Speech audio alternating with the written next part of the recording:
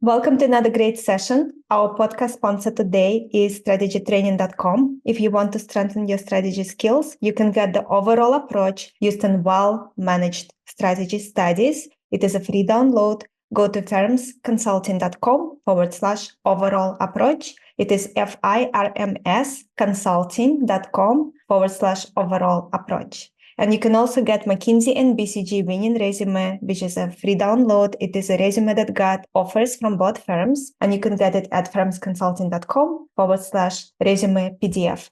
And today we have with us a returning guest, Rebecca Homkes. Rebecca is a high growth strategy specialist and CEO and executive advisor. And she is a lecturer at the London Business School, faculty at Duke Corporate Executive Education, advisor for Boston Consulting Group University, and a former fellow at the London School of Economics Center for Economic Performance. And the list goes on and on and on. Rebecca is such an incredible person. And I'm so excited to have you back, Rebecca. Thank you for being here.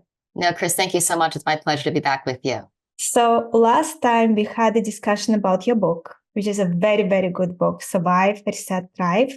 It is very well written. I'm really enjoying reading it, still getting through it. And it's very, very meaty, as we discussed before we started recording. And today I would love for us to go a little bit deeper and then finish off with some other questions about your high performance habits, because I think Absolutely. it's always very, very valuable for our listeners.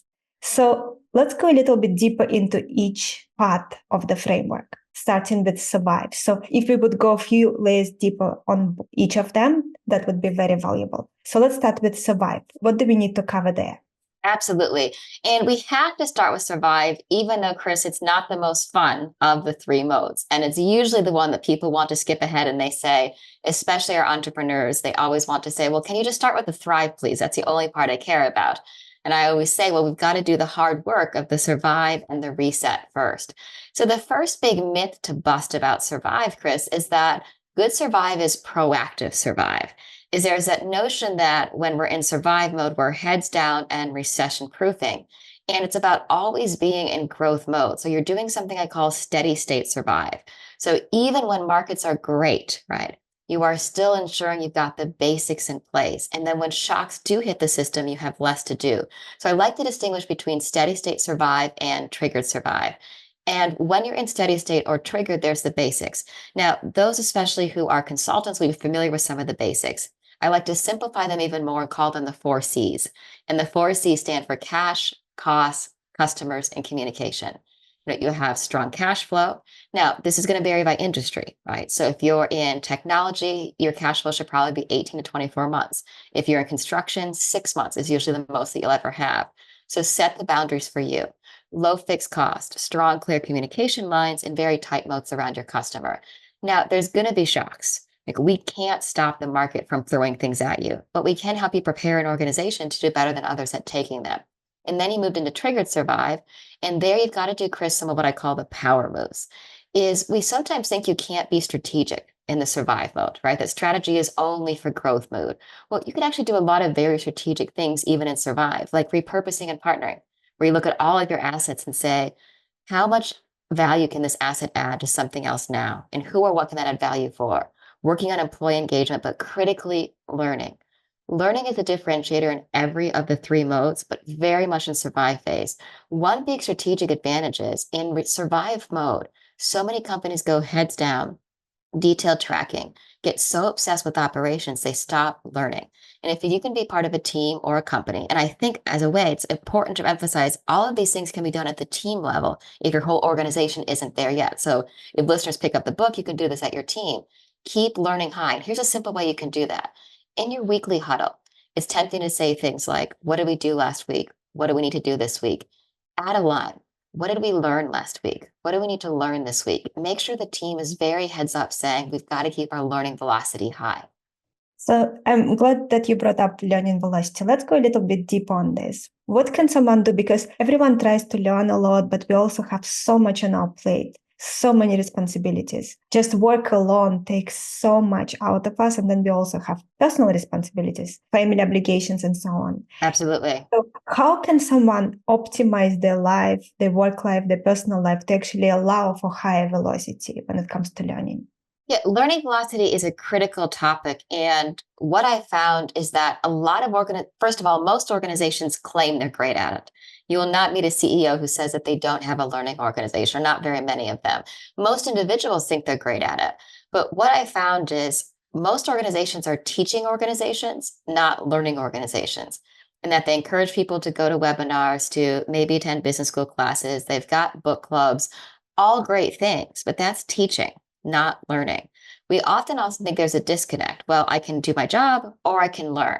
Great organizations integrate learning into the work because it's where we're learning about how and when we're executing that really pulls us apart. So we need to stop thinking about it as a side job, integrate it into what we're doing. And that's what sets it apart. Now, on an organizational level, right? Again, this is the key differentiator in every step, but it's acknowledging what are the key insights we have to learn. If you think about a loop, so everything in growth is a loop, not a line, right? Survive, reset, thrive is a loop, not a line. Everything we do is a loop. We execute in the market, we get an insight, we embed it in the organization. Then the next time we execute, we should do it a bit better, right? Because we've embedded that learning. And if you think about most organizations, they break the loop somehow. They execute, but they don't capture the insight or acknowledge they have it. Or a team member got an insight, but they don't share it or embed it. Or the next time we execute, we don't bring back the learnings from the last time. And if you can just connect that three-part loop of execute, insight, embed, you will become a learning organization. So the teaching activities are still important, but they're incomplete. So we're not saying throw them away. We're saying embed learning into how the organization works, which is about these learning loops. It's about experimentation. It's about these concept practices and processes that reinforce the criticality of learning. So you mentioned learning loop. Yes. Let's expand on that. What do you mean by that? One of my favorite topics, so you're going to have to stop me, and it's something actually going to be the topic of the second book, is all going to be about this notion of learning velocity. If you go back to the fundamental premise that everything in growth is a loop, not a line, and let's pause on that because we are better linear thinkers. And I know a lot of your listeners are linear thinkers, right? They want a checklist, they want to complete something, they want to get the next step of their career, and that's great. But in the market, everything is a loop, not a line. And most critical loops are learning loops. So think about for your organization, every repeatable and critical activity that could be launching a new product, that could be opening a new market, that could be embedding a new supplier, that could be hiring a new team member. There's a loop of activities. You acknowledge you need to do the activity, you investigate options, you execute, you make a decision, and think about all of those steps as going through a loop. And then the next time you do it, you've got those learnings for the next time. And so being great at learning velocity is saying, okay, for our strategic priorities, here's the 3 to 5 critical loops, repeatable critical activities. Map out the steps in those, anywhere from kind of 3 to 10 steps, identify the key friction points. Then your job as a team member is to accelerate the velocity that you go around that loop and remove friction. Now we're talking about organizations, but let's pause and talk about individuals. You should be thinking, some of your listeners, about learning loops for them as an individual in their career journey, in their career pathing, and finding a job. Every time, right, you investigate a job, write a cover letter, update your resume, go through the application process, interview, debrief, close. That's also a loop, right?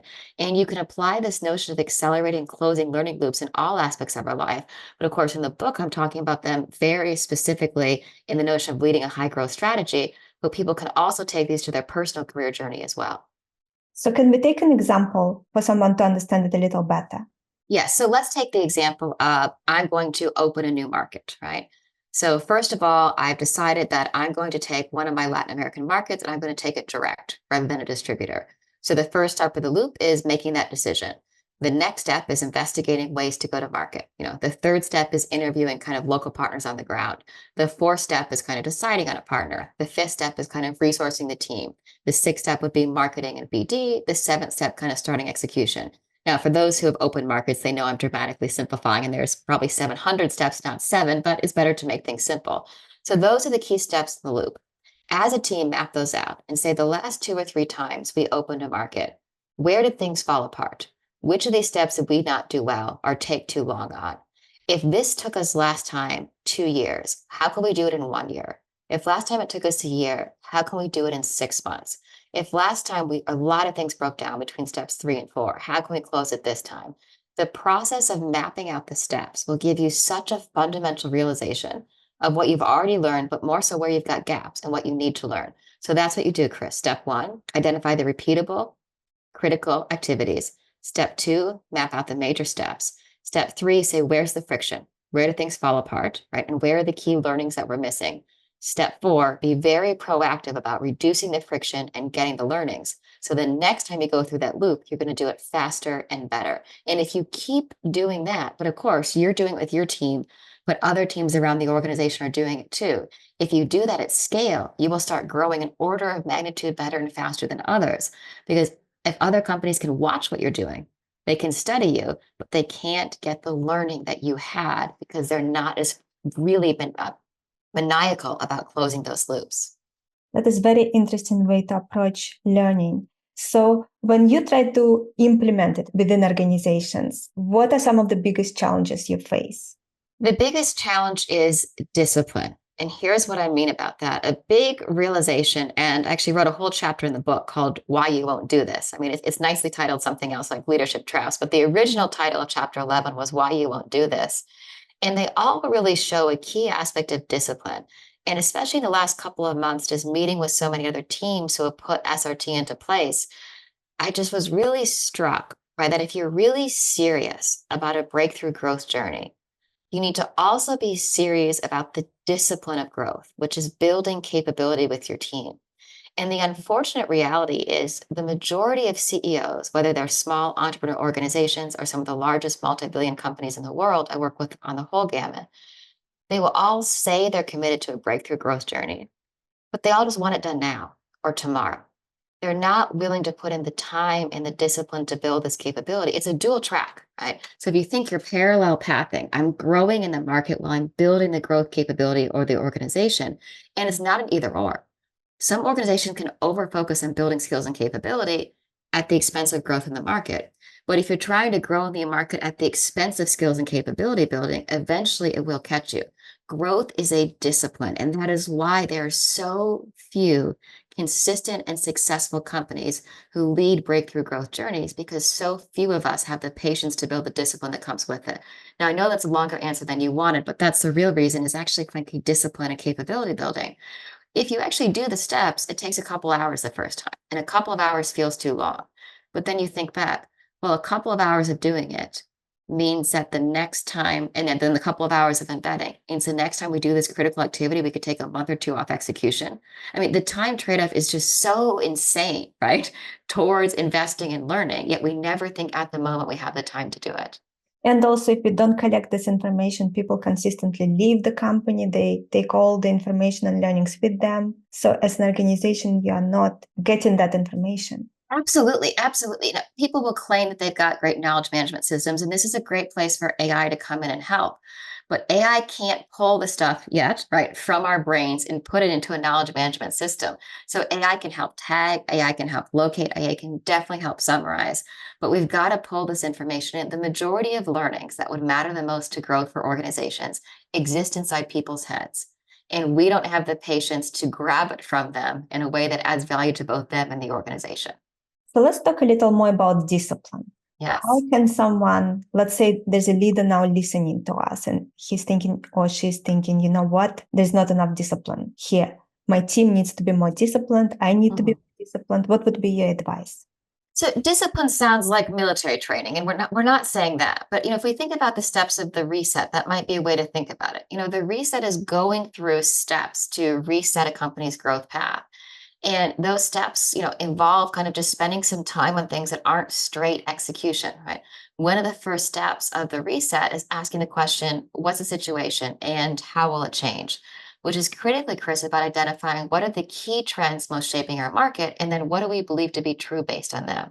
And then as a team, once you've identified your top beliefs, those then inform your choices, because in strategy, we are making choices based on beliefs, not facts. And if you wait as a team until you have full and perfect facts to move, you're going to move too slow to matter. We have to make decisions based on beliefs. So one of those disciplines is, once you've done question one of the reset and you've got your beliefs, When you're later in execution mode, right, you are executing your strategic priorities while you are testing your beliefs. Here's another place where parallel pathing comes in. So I think I'm executing my strategic priorities, but I'm also stress testing my beliefs. And as I learn about my beliefs, I pull them in and make these micro adjustments. And if a belief is affirmed or proven wrong, I pause a strategic priority. But now we're tracking two things, not one. Right? We're tracking execution of the strategy, but we're also tracking our beliefs. That's just one example of the disciplines that we need to build. What would be some other examples? Yeah, well, the learning one is another great one, right? Actually being proactive about saying, okay, let's go back to our strategic priorities. We've got 5 strategic priorities. Let's say one of them is accelerate growth in 5 emerging or growing economies. Okay, well, then I probably have a learning loop on taking a market from a distributor market to a direct market. I probably have a learning loop of finding the right solution fit for customers in a new market. I probably have a learning loop of setting up a new team and office in a first time market. Those are just 3 learning loops that I would have. Did you actually map out those steps? Did you interview people in different teams who have done this before, including outside your organization, to get learnings from them?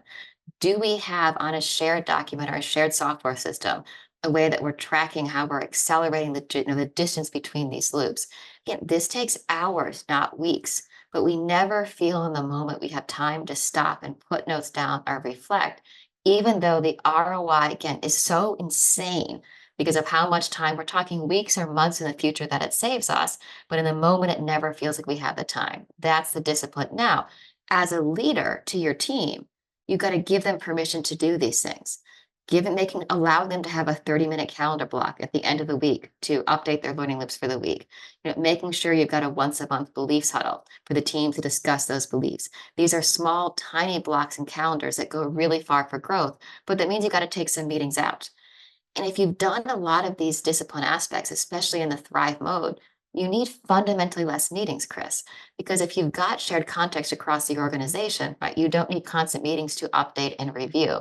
And so that's another thing that people are thinking, well, Rebecca, this takes too much time. Everybody's busy. Well, I'm going to get all of that time back if you build very clear context about what matters for the strategy and why and how things are working. Then you can drop half the meetings from your calendar that are on needed updates and reviews because we've already got the context of what we're trying to achieve and why. In managing this process with companies you're working with, how big of a problem is confirmation bias? There's a lot of traps that fall in the way of leaders. And you probably found one of these pieces in the book. This is a big one, right? Is a couple of things happen. Is in the quest for speed, we see something in the market and we assume we've seen it before. This is a big trap in all of the modes, but really getting into survive and moving from survive to reset. And we can just use 2020 and COVID as an example. So many leaders got into that situation and they saw extreme uncertainty. And where did their brains go? Recession. So they put their recession playbook into place. They did furloughs or layoffs. They stopped all spending. They cut all learning and talent development. They paused recruiting all around the world. They dismantled some of their supply chain. Then what happened? A couple weeks later for some, a couple months later for some, days later, the opportunities opened, new business models emerged, customers wanted solutions, and we had trimmed down because we saw uncertainty and thought it was recession. So this notion of I've seen this before, so I call it I've got this, right? So I don't like to use any of the technical academic words, so I call it the I've got this problem. I've seen this before, I've kind of got this going forward. But what is just as much of a problem as the I've got this is the holding pattern. We're so concerned about making a decision that as a leader could be of a team or of an organization, we're saying, let's just wait. Let's just wait until we learn more. Let's just wait until we know more. And we take our teams and organizations on these constant mindless holding patterns, hoping we'll get enough information to make a decision, where others are moving along as they're testing their beliefs and they're going to move better and faster than us. That is very true. So let's talk about uncertainty. That is Yes. another area which we need to discuss. So one question I have for you, and it's kind of going into the weeds a little bit, is how to categorize uncertainty in terms of variables that teams can assess. So the first thing about uncertainty is we've got to reframe. We've got to reframe uncertainty. As many times as I said this, I feel as many times as we've talked about it, I meet with teams on a daily basis and they are still equating uncertainty as bad.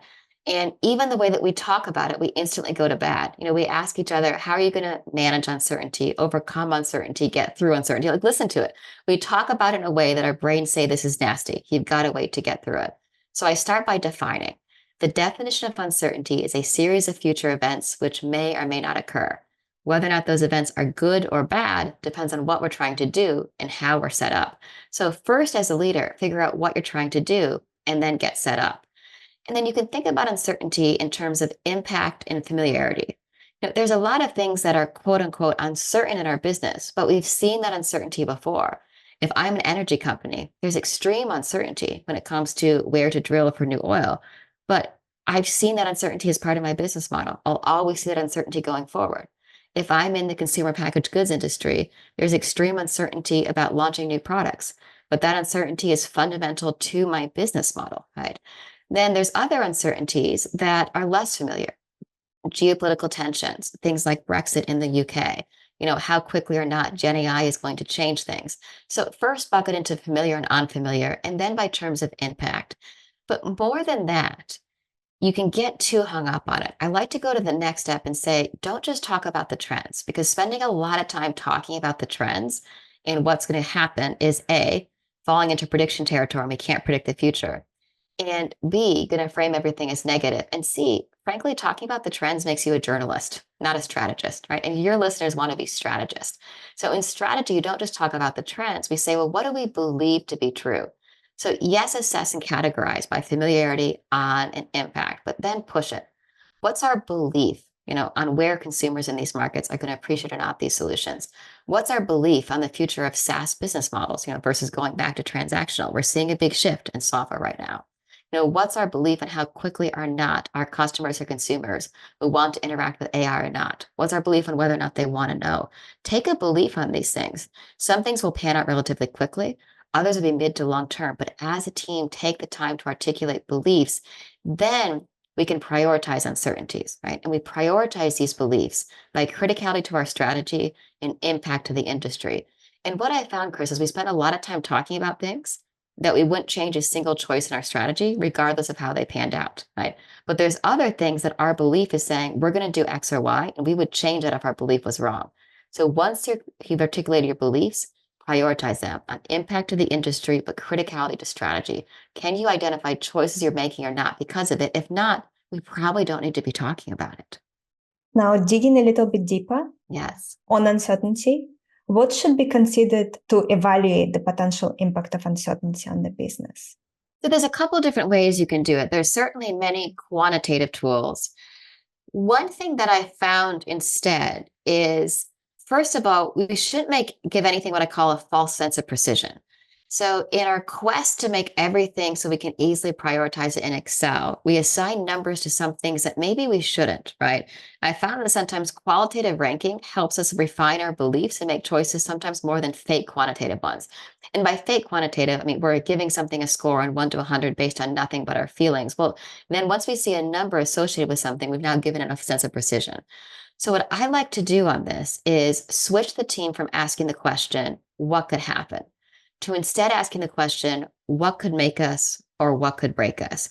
Because the majority of uncertainties are going to fall under that bell curve of we've seen something roughly before, we know how to react to it, but there's going to be a few on the tails, right?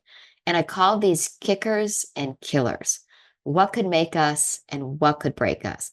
So have the team brainstorm just those big impact things. Don't spend time obsessing about what could happen. Ask what could make us and what could break us. And here's the thing. We kind of do this, and it's called a risk register. The back of every strategy document, especially as your strategy consultants know, is a multiple page appendix with different colored boxes saying how risky different things are.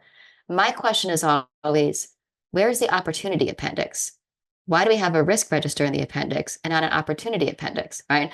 We always are saying caveat, caveat, caveat, all of these things could go wrong. But where's my appendix saying all the things that could be significant upside? I found, because I asked this question a lot, I did it 2 times with 2 different teams in the US last week. If I ask a team to brainstorm a list of kickers, they can give me 10 or 15 super clear ones in a few minutes.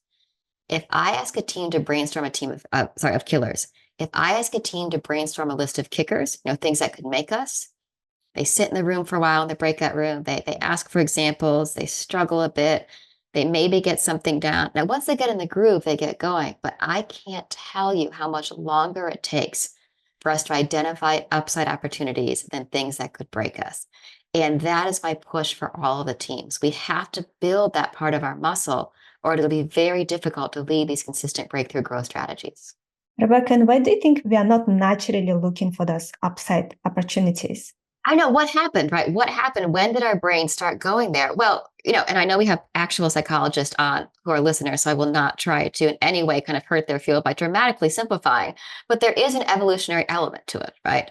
We were trained at kind of our brains over time for protection, that if we saw something that we didn't recognize, this was bad, we had to protect ourselves. So there is some natural instinct and just, brain evolution that allows us to do that. But then we double down on it in organizations, right? We don't help by trying to retrain our brain when we grow organizations. We constantly, and I see this now, and I really try to call it every time I do. We say, okay, well, what projects do we want to work on? What are the risks to execution, right? When you look at annual, earnings reports, what are the risks to not kind of doing that? We ask for the risk. Again, a mandated part of most board packs is the risk register. We see risk protection as part of governance, but we don't see opportunity identification as part of governance. So it's partly how governance has evolved over the years. It's partly what we recognize and reward, both to publicly traded companies and more critically inside organizations. Now, this is not going around saying, hey, try everything and just try a bunch of moonshots, but we've got to brainstorm and ideate those kickers just as much as the killers. Here's the other reason why, and we'll go back to why we're not good at this. The majority of the time, and I've seen this every single time, we brainstorm kickers, more than 60% of them are just do-its. Like, it's not actually a big upside opportunity. It's just a great growth idea that sometimes has very, very little resource intensity. And so that's why I'm pushing teams to kind of do this. So the short answer to your question, it's a bit evolutionary, it's a bit corporate governance, and it's a bit what our employee reward systems have learned to recognize and reward. For someone listening now, how can they take this piece that we just discussed and make sure that they implement it into how they manage their team? Yes. So a couple of different things that you can do, right, is first, when you're making choices as a team, really push on not the choice, but the belief. What belief led you to this choice? Like, what would have to be true? And that's just one simple question I like to integrate into team meetings. And any of your listeners can use this, regardless of the size of their team. Whenever you're with a team and someone starts to say, well, I think this is a good idea, or even worse, do you think this is a good idea? And people start answering. In growth, your opinion doesn't matter, and my opinion doesn't matter. The only one who gets an opinion is the market. So we should never ask the question, is this a good idea? Instead, ask the question, what would have to be true for this to be a great idea? Then our brains flip, and we make a list of all of the variables, and I like to split them internal and external. All of the variables that if this is true, this would be a great idea. Then as a team, we go through them one by one and say, is this true or can we make it true? So that change, move from, is this a good idea, to what would have to be true to make this a great idea. Second, when you're doing brainstorming at the beginning of a strategy planning process of any kind, avoid starting with the risks or the challenges. Instead, ask that question. Say to the team, we're not going to try to predict the future because we can't. But I do want us to brainstorm what could make us and what could break us.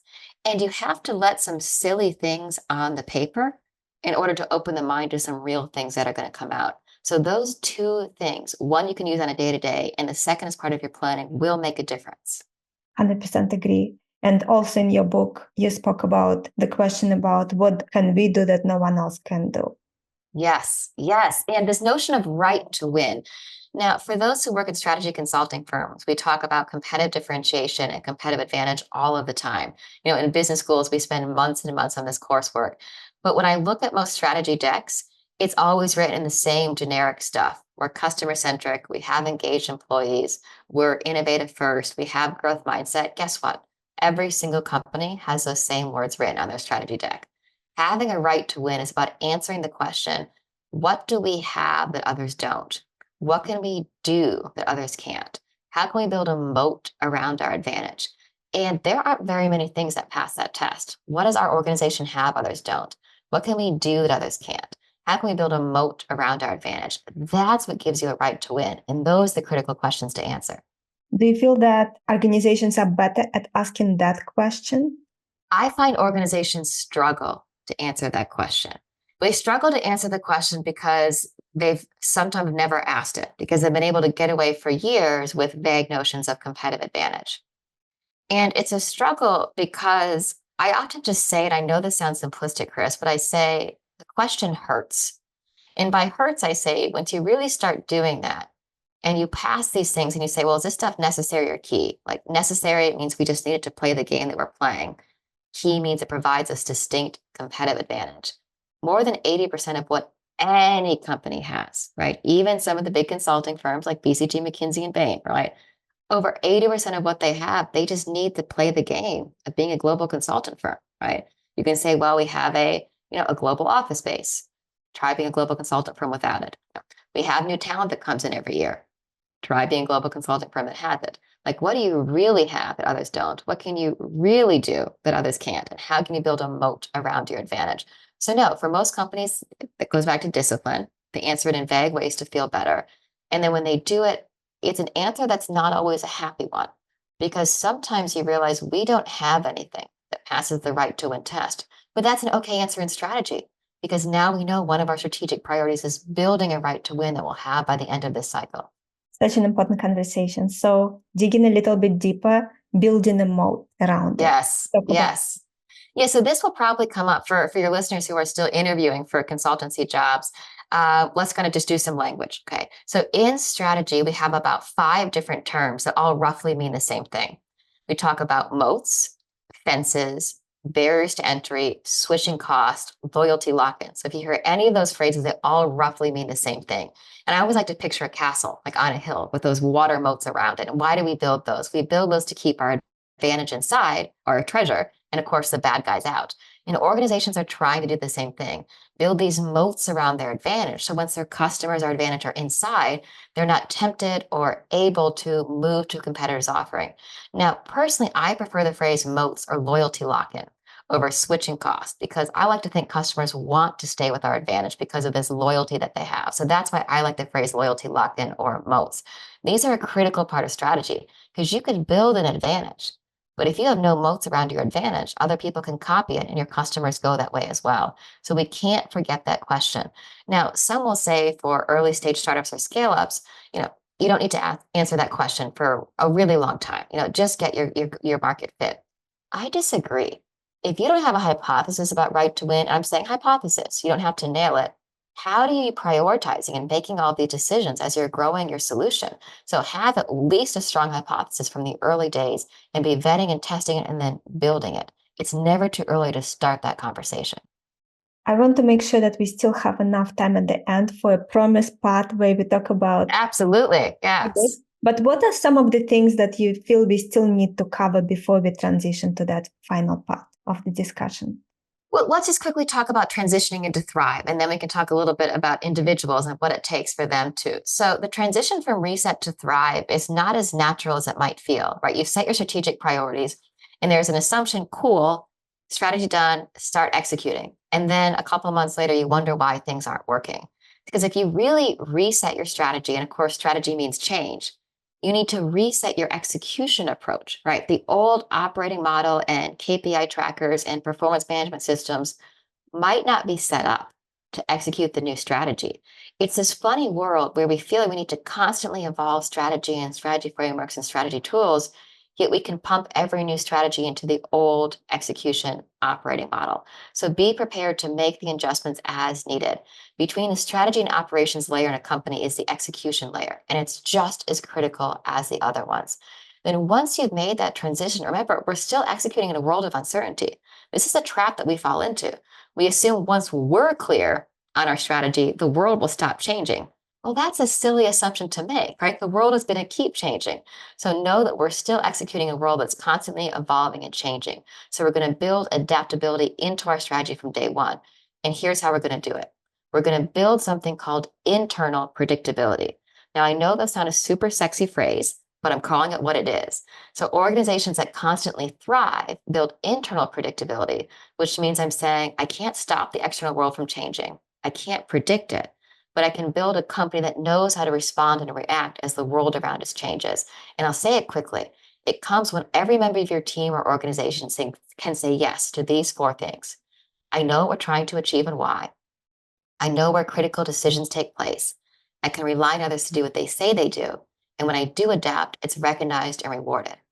And just sit down and think through those questions. If you could say yes to all four and your whole team can, you're on your way to thriving. If not, you've got some work to do and you can't thrive without this internal predictability. Such a simple task to do. Yes. There's simple tests for me to say, it's very difficult to get 100% yes across all four of them, I found. Yes. And then I think another thing we need to cover is the fact that sometimes you may go from survive to reset back to survive. It's not, I think we spoke a little, Yes. but let's just make sure it is clear. Yeah, it's a loop, not a line. And a couple of things can happen, right? We think, okay, that's why we want things to be linear. We want a linear checklist. I survived, great. I reset, great. Now I get to thrive, right? No, you're going to go right back to thrive. Sometimes you're barely in thrive and there's another system shock. I worked with many big companies and they had just reset their strategy last week of February 2020. Well, what happened? They got to spend 2 weeks in thrive and then we were straight back into the survive mode again. The first thing you have to do is accept that. Now, let's bring AI into the conversation. AI is super interesting because AI represents a big macro shift where you need to go to the reset without necessarily a stop and survive, right? So you maybe gone through a survive phase, you've reset, you're in thrive. Well, AI is impacting many industries very quickly. But because as leaders, we're so used to the system shock saying, pause, look at things again, right? Either internal shock like losing an investor or an external shock like a war, recession, et cetera, that a lot of leadership teams, Chris, are not being heads up to this is pause and reset time. Even if you're 1 year into your 3-year strategy, because AI is changing your industry and industry value chain so quickly. So just as you can go from reset back to survive, you can go from thrive to reset without a stop and survive. And what's funny is that's harder because we like actually the discipline of survive, reminding us we need to reset. Without that shock, we still have to do it. So that transition is just as, if not harder. And since we spoke about big shift, which is AI, I think I have to ask you this because of your line of work and the fact that you work with so many companies all over the world. What big shifts occurred after 2020, specifically in the US, but maybe also worldwide, that leaders need to know about? There's so many, right? And if I think about the big trends and beliefs that are on all of my top clients' notions of what we're talking about, one of the big ones is the changing nature of employers to employees. This notion of working for an employer for your entire career and this notion of loyalty and what it takes to retain employees, that's really shifting. Now, in the traditional consulting model, that was never assumed. It was always known you might be an associate consultant, then a consultant, leave to get your MBA, come back, and then go on. The McKinsey, Bain, BCG model were never meant to breed lifetime employees, nor was investment banking. But the majority of companies in our ecosystem were, and that's a shock. What does it mean to now think that I'm going to train employees who are going to last for a couple of years? That's a big one, and it's going to impact culture, especially if your culture is part of your right to win. Another big one is just, we've been talking about, of course, growth markets and emerging markets for decades. Like, what is there still left to talk about? A lot of American headquartered companies still have an American and rest of the world view when it comes to strategy. And that fundamental shift is happening and some aren't adjusting fast or quickly enough. And then sustainability. If you think about how quickly that trend has moved, it is so easy at different points, pause points to say, yeah, I told you it was a blip. It's going back. Now, everything swings a bit, right? But you've got to look at where the overall trend is moving.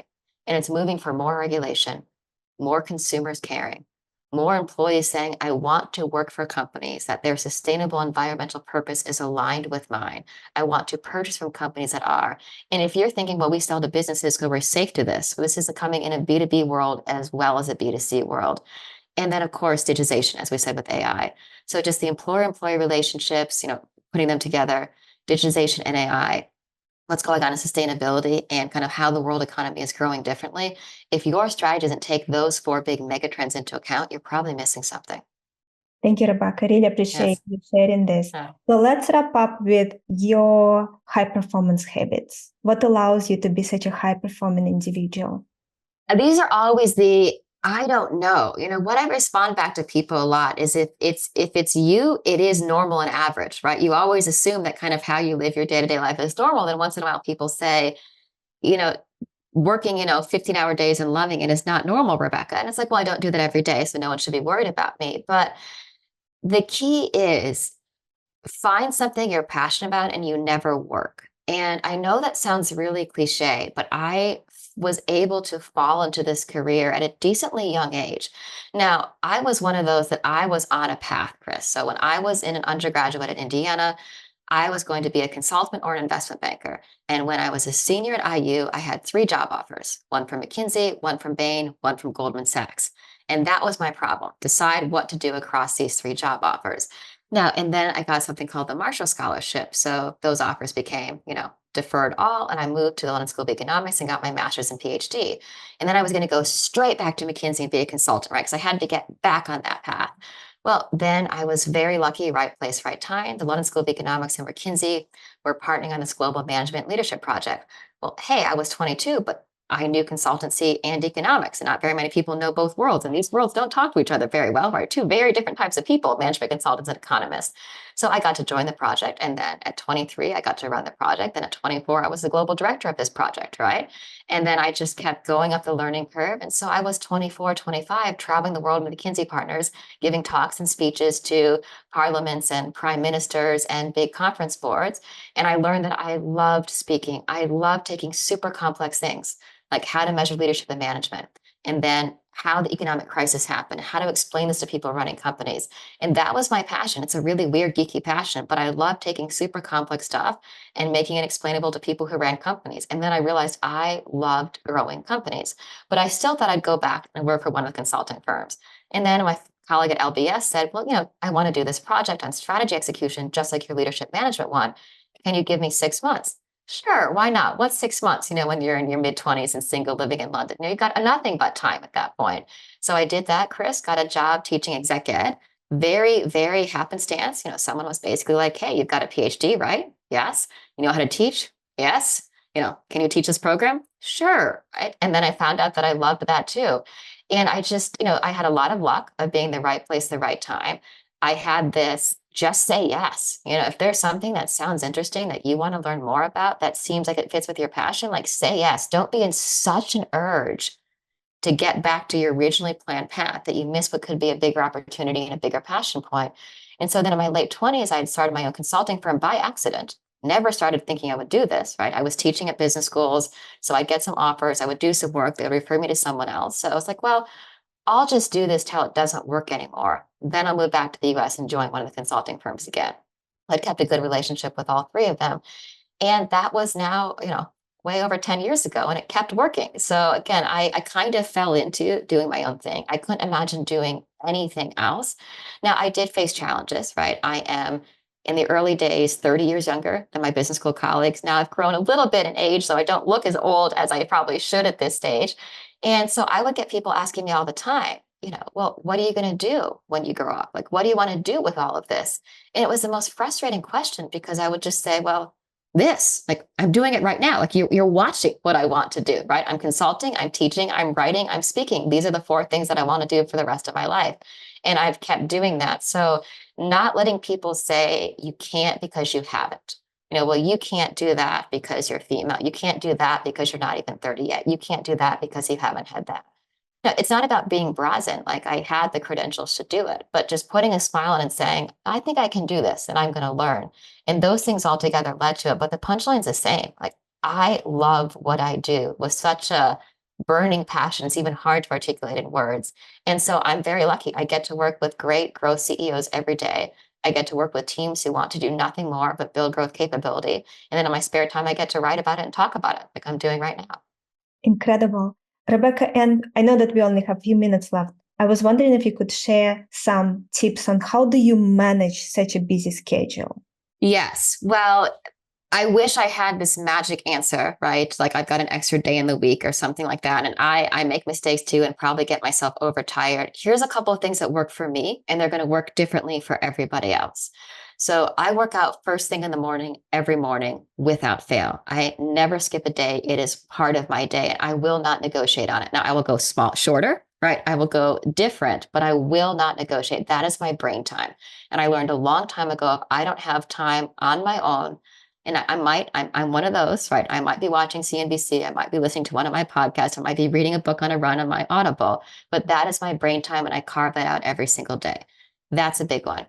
Then second is, and this is going to sound super silly, like I'm running for a health magazine. Hydration does matter. Hydrate, hydrate, hydrate. It sounds silly, but that makes a massive difference. And those two things, work out first thing in the morning, every morning, and hydration cure 95% of jet lag, right? And then surround yourself with a community of people who gets you. Now, I live in 3 cities. I'm not going to have a friend group that I see the same friend group once a month for the same meetup. My friends have similar global lives. You can go 6 months without talking and then talk for 6 hours on the phone one day, like you haven't missed a beat. And if you found what you want to do and how you want to live, you've got to build a community of people who respect you and love you and share some of those similar interests. Because if you don't, and you're surrounded by people who are constantly asking, well, why do you work so much? Why are you talking about that? This is supposed to be your downtime. It can get frustrating if you found something that you love. So you've got to surround by people who also have passions and are happy to support you in finding your passions. 100% agree with you. I'm the Yeah. same way. I love my work. I love what I do. I feel it is my mission. As you said, it is 15 hours plus days, but also at the same time, it's play because you do what you came here to do. And the best days are the long ones where at the end, your brain is still buzzing, right? Because of all you've done and all you learned that day. Absolutely, Chris. Rebecca, I think no one is surprised by you a returning guest. Thank you so much for being here. Any final words and also where people can learn more about you, anything you want to share? Yeah, absolutely. So the book is available every place you buy books, right? And you can find it on Amazon's or any of the others. The website is surviveresetthrive.com. So just the title of the book, surviveresetthrive.com. And there, Chris, you'll find lots of videos, other articles. You can sign up for the newsletter and get kind of the weekly post. And so absolutely, listeners should go check that out. And I'd also say that if you don't work for an organization yet and or want to, Survive, Reset, Thrive can also be applied to your own personal career journey. And that's where a lot of people have used it as well. So if you just had a career setback, you didn't get the job that you needed to, I'd encourage you to use the steps in that way. Take the time and survive. Give yourself the chance to reset, and then you'll get back to thrive again. I find some of the biggest mistakes we make is we assume when we get a setback, we can go right back to thrive. So again, if you work for an organization, great. Buy the book, read it as a playbook, use it. If you don't yet, then use it for your own personal career journey and see if it will help you that way as well. Thank you so much. I really appreciate your time. Thank you. You too, Chris. My joy to be here. Thank you everyone again for tuning in. Our guest today again has been Rebecca Homkes. Check out her book. It is called Survive, Reset, Thrive. And you probably, if you're watching video, you can see it right behind Rebecca on a beautiful bookshelf. And then our podcast sponsor today is strategytraining.com. If you want to strengthen your strategy skills, you can get the overall approach used in well-managed strategy studies. It is a free download, and you can get it at firmsconsulting.com/overall approach. And Firms Consulting is FIRMS consulting.com. And you can also get McKinsey and BCG Benin resume, which is a resume that got offers from both firms. It's also a free download. If you're currently updating your resume, you can get it at firmsconsulting.com/resume PDF. Rebecca, thank you again so much. Thank you so much, Chris. And thank you everyone for tuning in. I'm looking forward to connect with you all next time.